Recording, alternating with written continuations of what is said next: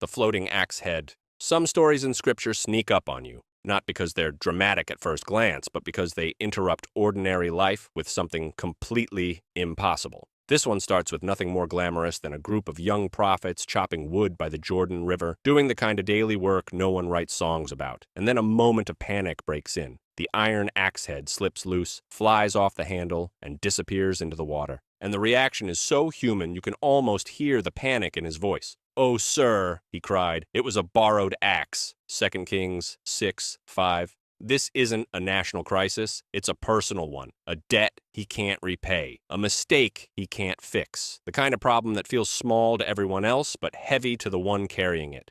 But watch what happens next. Elisha doesn't dismiss the concern. He doesn't say, "There are bigger things to pray about." He steps directly into this everyday problem as if to remind us that God is not only present in the Red Sea moments, He's present in the little ones that keep us up at night. Elisha simply asks, "Where did it fall?" 2 Kings 6:6. Just a prophet standing beside a young man who thinks he's ruined everything.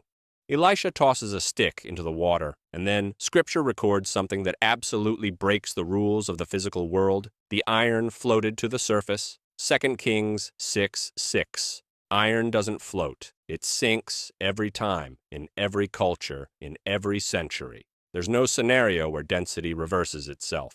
But in this scene, the laws of buoyancy take a step back because the God who wrote them is stepping forward.